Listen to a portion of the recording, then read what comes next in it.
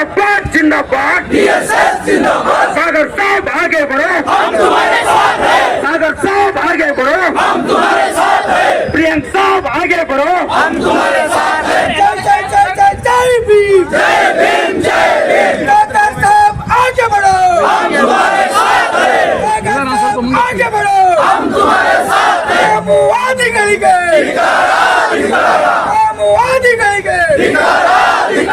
ತಾಳಿಯಲಿ ಜಿಂದಾಬಾದ್ ಜಿಂದಾಬಾದ್ ಜಿಂದಾಬಾದ್ ಆತ್ಮೀಯರೇ,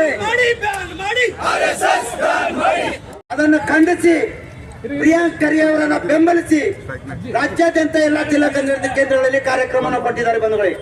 ಹಾಗೇನೆ ನಾವು ಕಲಬುರಗಿಯ ದಲಿತ ಸಂಘರ್ಷ ಸಮಿತಿಯ ಕಾರ್ಯಕರ್ತರು ಇವತ್ತು ಅತಿ ಹೆಚ್ಚಿನ ಸಂಖ್ಯೆಯಲ್ಲಿ RSS ನ ವಿರೋಧಿಸಿ ಪ್ರಿಯಾಂಕ್ ಖರ್ಗೆ ಅವರನ್ನ ಬೆಂಬಲಿಸಿ ಸಾಗರ್ ಸಾಹೇಬರನ್ನ ಮತ್ತು ಪ್ರಿಯಾಂಕ್ ಸಾಹೇಬರನ್ನ ಬೆನ್ನಿಗೆ ನಾವೆಲ್ಲ ಕಾರ್ಯಕರ್ತರು ಇದ್ದೀವಿ ಅಂತ ಹೇಳೋದ್ರ ಮುಖಾಂತರ ಇವತ್ತು ಈ ಕಾರ್ಯಕ್ರಮವನ್ನು ಹಮ್ಮಿಕೊಂಡಿದ್ದೇವೆ ಬಂಧುಗಳೇ.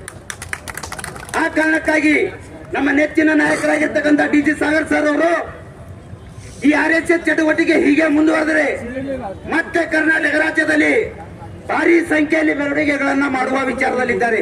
ಪ್ರಿಯಾಂಕ್ ಖರ್ಗೆ ಸಾಹೇಬರು ಯಾವುದಕ್ಕೂ ಕೂಡ ಎದೆಗುಂದದೆ DG ಸಾಗರ್ ಅಂತ ನಾಯಕರು ನಿಮ್ಮ ಬೆನ್ನ ಹಿಂದ್ಗಡೆ ಇದ್ದಾರೆ. ಆ ಕಾರಣಕ್ಕಾಗಿ ನೀವು ಯಾವುದೇ ರೀತಿ ಹೆದರಬೇಕಾಗಿಲ್ಲ ಅಂತೇಳಿ ಇವತ್ತಿನ ದಿವಸ ಅವರಿಗೆ ನಾವು ಹೇಳಿಕೆ ಹೇಳೋದ್ರ ಮುಖಾಂತರ ಇವತ್ತಿನ ದಿವಸ ಈ ಕಾರ್ಯಕ್ರಮವನ್ನು ಮಾಡ್ತಾ ಇದೀವಿ ಬಂಧುಗಳೇ. ಈಗ ಈ ಎಲ್ಲಾ ಕಾರ್ಯಕ್ರಮವನ್ನ ಇಡೀ ರಾಜ್ಯದಲ್ಲಿ ನಡೆದಿರ್ತಕ್ಕಂಥ ಎಲ್ಲಾ ಕಾರ್ಯಕ್ರಮದ ಪರವಾಗಿ ನಮ್ಮ ರಾಜ್ಯ ಸಂಚಾಲಕರಿಗೆ ಇವತ್ತ ಮನವಿಯನ್ನು ಮಾಡಿಕೊಂಡು ಇಲ್ಲೇ ಕಲಬುರಗಿಯಲ್ಲಿ ನೀವು ಇರಬೇಕಂತ ಹೇಳಿ ಕಲಬುರಗಿ ಕರೆಸಿಕೊಂಡು ಈ ಕಾರ್ಯಕ್ರಮದಲ್ಲಿ ಭಾಗಿಯಾಗಿದ್ದಾರೆ.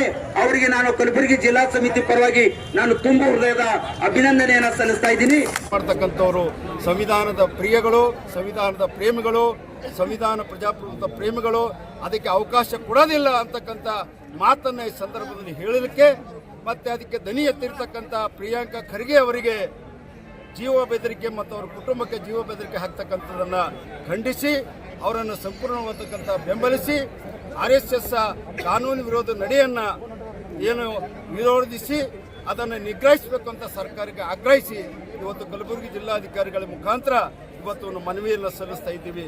ಇದು ಎಲ್ಲ ರಾಜ್ಯದ ಎಲ್ಲ ಜಿಲ್ಲಾ ಕೇಂದ್ರಗಳಲ್ಲಿ ಇಂಥ ಪ್ರತಿಭಟನೆ ಮೆರವಣಿಗೆಯನ್ನ ಇವತ್ತು ನಮ್ಮ ಆದರ್ಶ ಬುದ್ಧ ಬಸವ ಅಂಬೇಡ್ಕರ್ ನಡೆದಂಥ ದಾರಿ, ಇವತ್ತು ಸಾಮರಸ್ಯನ ಕೂಡಿರತಕ್ಕಂಥ, ಇವತ್ತು ಎಲ್ಲ ಜಾತಿ ಧರ್ಮೀಯರಿಗೆ ಸಂವಿಧಾನ ಕೊಟ್ಟಿರ್ತಕ್ಕಂಥ ಎಲ್ಲ ಗೌರವಗಳನ್ನು ಇವತ್ತು ಪ್ರಕಾಶಮಾನವಾಗಿ ಇರಬೇಕು ಅಂತಕ್ಕಂಥ ಹೆಬ್ಬಾಯಕನ್ನು ಇಟ್ಕೊಂಡು ಇವತ್ತು ಕರ್ನಾಟಕ ರಾಜ್ಯ ದಲಿತ ಸಂಘರ್ಷ ಸಮಿತಿ ಇವತ್ತು ನಮ್ಮ ನೇತೃತ್ವದಲ್ಲಿ ಮತ್ತು ಸುರೇಶ ಹಾದಿಮನಿ ಮತ್ತು ಉಮೇಶ್ ಮತ್ತು BC ವಾಲಿಯವರ ಒಂದು ಉಸ್ತುವಾರಿಯಲ್ಲಿ ಇವತ್ತು ಸಾವಿರಾರು ಸಂಖ್ಯೆಯಲ್ಲಿ ಸೇರಿ ಇವತ್ತು ಜಿಲ್ಲಾಧಿಕಾರಿಗಳ ಮುಖಾಂತರ ಮುಖ್ಯಮಂತ್ರಿಗಳಿಗೆ ಮನವಿಯನ್ನು ಸಲ್ಲಿಸ್ತಾ ಇದ್ದೀವಿ. ಅಲ್ಲ ಸರ್, ನೀವು ಬ್ಯಾನ್ ಮಾಡಿ ಪ್ರಜಾಪ್ರಭುತ್ವ ಮತ್ತು ಸಂವಿಧಾನವನ್ನು ಉಳಿಬೇಕು ಮತ್ತು ಒಕ್ಕೂಟವನ್ನು ಉಳಿಬೇಕು ಮತ್ತು ರಾಷ್ಟ್ರದ ಎಲ್ಲ 31 ರಾಜ್ಯಗಳಲ್ಲಿ ಅಭಿವ್ಯಕ್ತಿ ಸ್ವಾತಂತ್ರ್ಯ ಅಂತಕ್ಕಂಥದ್ದು ಸಂಪೂರ್ಣವಾಗಿ ಸಂವಿಧಾನ ಕೊಟ್ಟಿರ್ತಕ್ಕಂಥದ್ದು ಅದು ಪರಿಪೂರ್ಣದಲ್ಲಿ ಜಾರಿಯಲ್ಲಿರಬೇಕು. ಇವು ಯಾವುವು ಕೂಡ ಇರಲಾರದೆ ಇವತ್ತು RSS ಅಂತ ವಿಶ್ವ ಹಿಂದೂ ಪರಿಷತ್ ಅಂತ ಸಂಘಟನೆಗಳು ಇವತ್ತು ಜನ ವಿರೋಧಿ, ಕಾನೂನು ವಿರೋಧಿ, ಸಂವಿಧಾನ ವಿರೋಧಿ ಮತ್ತು ಈ ಒಂದು ನಿರುದ್ಯೋಗ ವಿರೋಧಿ ಮತ್ತು ಅನರಕ್ಷತೆ ವಿರೋಧಿ, ಅಸ್ಪೃಶ್ಯತೆ ವಿರೋಧಿ ಮತ್ತು ಜಾತಿವಾದ ವಿರೋಧಿಯನ್ನ ಇಷ್ಟೆಲ್ಲ ಇದ್ದು ಕೂಡ ಇದನ್ನು ವಿರೋಧಿಸಲಾರದೆ ಇವನ್ನ ಪ್ರೋತ್ಸಾಹಿಸ್ತಾ ಇಂಡಿಯಾ ದೇಶದಲ್ಲಿ ಮತ್ತೆ ಜಾತಿ ವ್ಯವಸ್ಥೆಯನ್ನ ಗಟ್ಟಿಗೊಳಿಸ್ತಾ ಇದ್ದಾರೆ. ಇವತ್ತು ಮನುವಾದವನ್ನ ಮತ್ತೆ ಜಾರಿಗೆ ತರುವುದರ ಮುಖಾಂತರ ಇವತ್ತು ಏನು 4 ವರ್ಣ